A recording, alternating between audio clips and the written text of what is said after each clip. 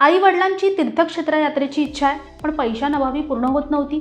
आता काळजी करण्याची गरज नाहीये, कारण महाराष्ट्र सरकार घेऊन आलंय ज्येष्ठ नागरिकांसाठी खास मुख्यमंत्री तीर्थ दर्शन योजना. महाराष्ट्र सरकारने राज्यातील ज्येष्ठ नागरिकांसाठी मोठा निर्णय घेतलाय. देशातील आणि महाराष्ट्रातील प्रसिद्ध तीर्थक्षेत्रांचं दर्शन आता सरकारच्या मदतीने करता येणार आहे. ही योजना तत्कालीन मुख्यमंत्री एकनाथ शिंदे यांच्या नेतृत्वात सुरू करण्यात आली होती आणि आता अधिक प्रभावी स्वरूपात राबवली जाणार आहे. योजनेचं वैशिष्ट्य काय ते जाणून घेऊया. या योजनेत देशातील तब्बल 73 प्रमुख तीर्थक्षेत्रे आणि महाराष्ट्रातील 66 महत्त्वाची तीर्थक्षेत्रे यांचा समावेश करण्यात आला आहे. सर्वात महत्त्वाचं म्हणजे प्रवास, राहण्याची व्यवस्था, भोजन आणि इतर आवश्यक सुविधा या सगळ्यांचा समावेश याच्यामध्ये असणार आहे. या सर्वांसाठी सरकार प्रति व्यक्ती तब्बल 30,000 रुपयांपर्यंत खर्च करणार आहेत.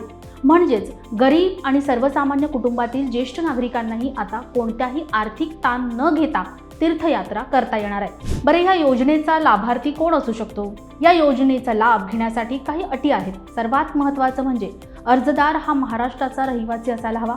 वय 60 वर्ष किंवा त्याहून अधिक असावे. सर्व धर्मातील ज्येष्ठ नागरिक यासाठी अर्ज करू शकतात. कुटुंबाचे वार्षिक उत्पन्न 2.5 लाख रुपयांपेक्षा जास्त नसावे.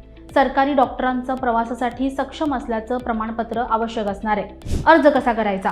अर्ज प्रक्रिया पूर्णपणे ऑनलाईन असणार आहे. अर्ज करण्यासाठी महाराष्ट्र सरकारचं अधिकृत पोर्टल किंवा मोबाईल ॲप किंवा सेतू सुविधा केंद्राचा वापर तुम्ही करू शकता.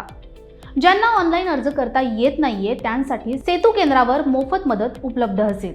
यासाठी लागणारी कागदपत्रे कोणती आहेत? अर्जासाठी आवश्यक कागदपत्रांमध्ये सर्वात महत्त्वाचं म्हणजे आधार कार्ड, रेशन कार्ड, आदिवासी प्रमाणपत्र किंवा जन्म दाखला, उत्पन्नाचा दाखला आणि सरकारी डॉक्टरचं आरोग्य प्रमाणपत्र. पासपोर्ट साईज फोटोही आवश्यक असणार आहे. बरं, निवड प्रक्रिया कशी असणार आहे? लाभार्थ्यांची निवड जिल्हास्तरीय समितीमार्फत केली जाणार आहे. जर अर्जांची संख्या जास्त असेल तर संगणकीकृत लॉटरी पद्धतीने निवड होईल आणि उर्वरित अर्जदारांची प्रतीक्षा यादी तयार केली जाईल. प्रवास आणि निवासाची व्यवस्था अधिकृत पर्यटन कंपन्या किंवा IRCTC यांच्या मार्फत केली जाणार आहे. मात्र प्रवाशांनी स्वतःच्या खर्चाने प्रस्थानस्थळी पोहोचणं आवश्यक असणार आहे.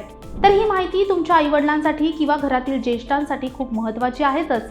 तुम्हाला एकूणच हा व्हिडिओ कसा वाटला आम्हाला कमेंटमध्ये नक्की कळवा आणि अशाच नवनवीन व्हिडिओंसाठी नवशक्ती YouTube पेजला लाईक, शेअर आणि सबस्क्राईब करायला विसरू नका. धन्यवाद.